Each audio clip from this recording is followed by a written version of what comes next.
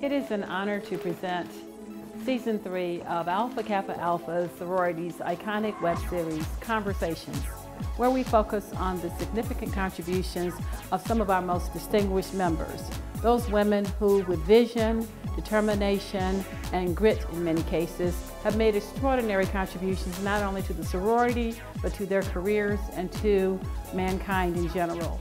Kappa Alpha's Conversations is an extension of our historic Heritage Series, which was introduced over 50 years ago. And so we're very pleased to have this third season where we will focus on some women who have made their mark not only in the sorority, but as mentioned earlier, on all mankind. So in the words of our legendary soror, Dr. Maya Angelou, we say to you, we still like air, rise. That is the story of Conversations. Welcome again to Season 3.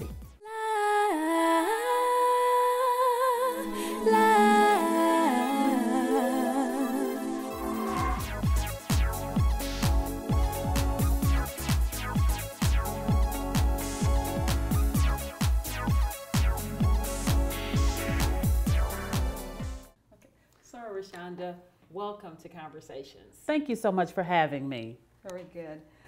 You attended the University of Texas at Austin, a very large and prestigious university in the Southwest. As a Black woman, how was your experience there? And then by joining the Sisterhood of Kappa Alpha as an undergraduate initiate, how did that shape you?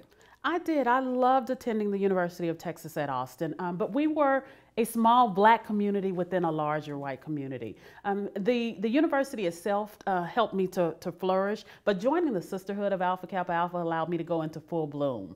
It taught me leadership skills, it developed lifelong friendships, and I'm so proud to have been one. We had many people that were trying to be members of Kappa Alpha, and I was just ecstatic to have been chosen because it was a lifelong commitment for me.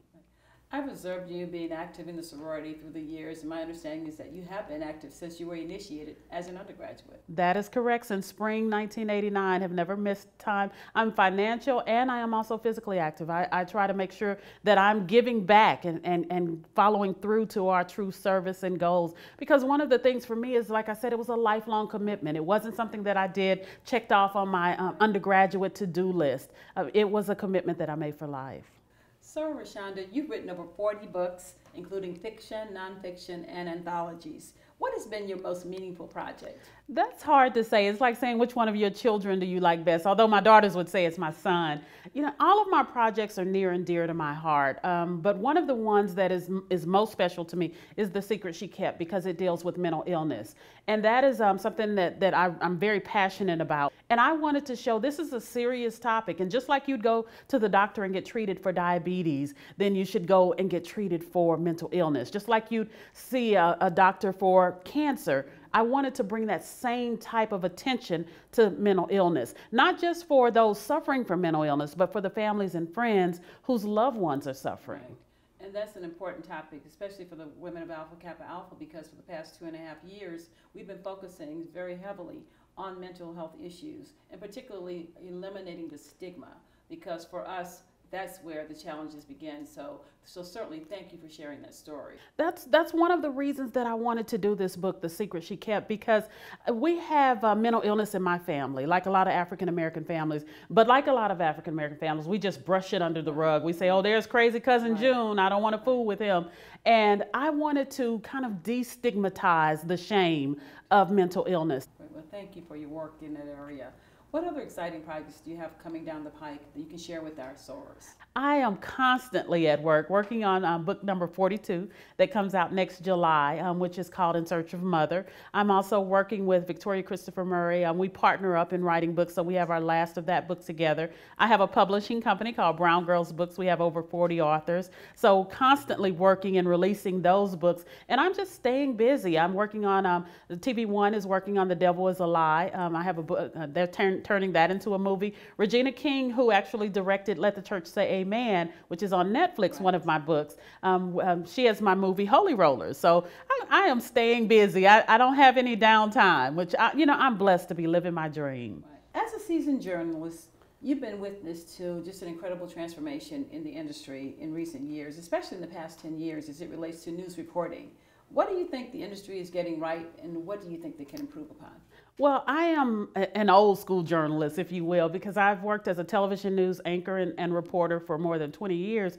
And one of the things that has saddened me about the industry is how we no longer look at facts. And so much of opinions are given, and that helps shape the opinions of the mainstream America. So I definitely think we're getting that wrong. But I do love the fact that we're able to give voice to so many issues, both not just in mainstream media, but through social media and other aspects on the internet. As an author, and a lot of the sorors know you as an author, what advice do you have actually for young writers in both the fiction and the nonfiction space? Well, there are so many people out there that have a book in them, but they have all of these excuses on why they can't get things done. But life will always get in the way. So I'm a firm believer that every minute you spend talking about what you don't have time to do could be spent doing it. And so that's how I'm able to get all the things done that I do. And that would be my advice, to stop talking about doing it and do it. And then find a way to make your dreams a reality. I have so many people that didn't believe in what I was doing. My mother, I love her to death, but she had never seen a writer of color. So she said, you need to go get a real job. That's what she would tell me all the time. Then when the literary career took off, she was like, when are you gonna buy your mama a car? So she joined on later, but it's all about believing in yourself when nobody else will. Right. When in your life have you embraced fearlessness, and how has that helped you to achieve the incredible success that you've witnessed and been a part of today? Well, I'm always an outside the box thinker. For example, even starting my literary career, I got rejection letters. I had so many rejection letters trying to break into this business. And I decided I'm not going to sit and wait for someone else to validate my talents. So I self-published my first book and figured out how to get out there and spread the word about it. And fear could have set in when the big 18-wheeler pulled up with those trucks out, the truck full of books that I self-published, and unloaded 3,000 books in my garage. And I'm looking around like, what am I about to do? And so fear could have set in and stifled my passion. But I had to remain fearless and say, okay, now I need to figure out how to get all of these books out of my garage. And within 3 months, I had done just that. And so I take that approach because nothing is going to just come to you. We have to get out there and go get it. Right. I think I heard fearlessness, but I also heard faith. And you seem to be a woman who has deep faith. Would you like to talk about that a little bit? Absolutely. Faith is what drives me. I am considered a faith-based writer, although I write reality. But I do because faith is what gives me the direction. I know that I'm going outside of the box and I'm trying to accomplish all of these things. And sometimes faith is all the fuel that I have. And so I remain faithful in all aspects of my life. So, ReShonda, thank you again for being here with us on Conversations, but more importantly, thank you for telling and sharing our stories. Thank you so much for having me. Quite welcome.